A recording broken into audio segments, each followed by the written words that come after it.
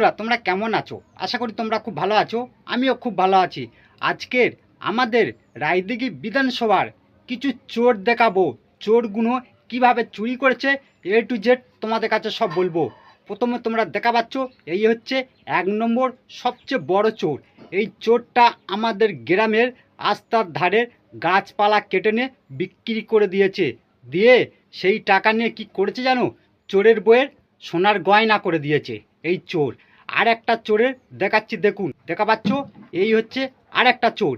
এই হাত দিয়ে প্রণাম করতেছে ভোটের সময়। ভোট না হয়ে গেলে তারপর লোকজনের কাছে যাবে না, এরা নিজেদের পকেট ভর্তি করবে। আর এদের আমি একটা পর্দা ফাঁস করে দিয়েছিলাম আমার ইউটিউব চ্যানেলে, দুটো ভিডিও দে, সেই ভিডিও দুটো কপিটাইজ মেরে উইরে দিয়েছে এই চোরগুলো। এরা আমাদের রায়দিঘি বিধানসভার সবচেয়ে বড় বড় চোর। এদের মতন চোর কেউ নেই। আর এদের দিয়ে লোক বিশ্বাস যারা করতেছে তারা কিন্তু নিজেদের পায়ে নিজেরা কুড়ুল মারতেছে। তার প্রমাণ আমি পেয়ে গেছি। আমার ইউটিউব চ্যানেলে পুরো ভিডিওগুলো উইরে দিয়েছে দুটো কপিরাইজ দিয়ে। মানে এই সব চোরদের ক্ষমতা কত জোর তোমরা বুঝতে পারতেছ।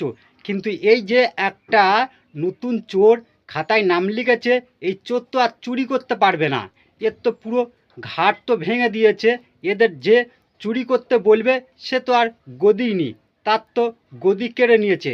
তার মানে এই চোরটা আর চুরি করতে পারবে না। আর এ আমাদের গ্রামে এসেছিলো, আমার কাছে বলেছিল আমার পাশে থাকবে।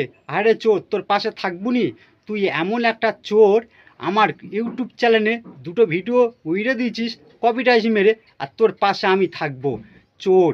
আর এইসব চোরেদের দিয়ে তোমরা কেউ বিশ্বাস করবে না। এরা মুখে মিষ্টি মিষ্টি কথা বলবে আর পেছন ভাই পুরো ছুরি মারবে এই চোরগুলো। আমাদের গ্রামে দু সাইডে গাছ ছিল, মোটা মোটা গাছ, সব কেটে নিয়ে চলে গেছে। একটাও গাছ রাখেনি, পুরো গ্রাম গোটা ফাঁকা করে দিয়েছে এই সব চোরেরা। আর এই সব চোরদের হয়ে তুমি যখন প্রতিবাদ করবে তখন তোমার পেছন ভাই ছুরি মারবে। যেটা কি আমার ছুরি মেরেছে। এদের পর্দাগুলো আমি ফাঁস করে দিচ্ছিলাম ইউটিউব চ্যানেলের মাধ্যমে। ইউটিউব চ্যানেলে দুটো ভিডিও পুরো অলরেডি ডিলিট করে দিয়েছে। আর একটা কপিরাইজ পড়লে পুরো আমার চ্যানেলটা উড়ে যাবে। এইসব চোরদের পর্দা ফাঁস করব আমি ফেসবুক থেকে। আর ফেসবুক পেজটা তোমরা ফলো করে রাখবেন আর ভিডিওগুলো শেয়ার করবেন। এইসব চোরদের আস্তে আস্তে আমি মুখোশ খুলে দেবো। কেন বলো দেখিনি? চোরেরা গরিবের টাকা পয়সা পুরো খেয়ে নিয়েছে, গরিবদের একটাও টাকা পয়সা দেয়নি, নিজেদের পকেট ভর্তি করেছে। আর মাগেদের গলার গয়না, হাতের গয়না, কানের গয়না এইসব করে দিয়েছে এইসব চোরদের। আর এইসব চোরদের ঢেমনি আছে 3-4টে করে। তোমরা এদের খোঁজটা নিয়ে রাখবে, বিশেষ করে তোমরা জানতে পেরে যাবে।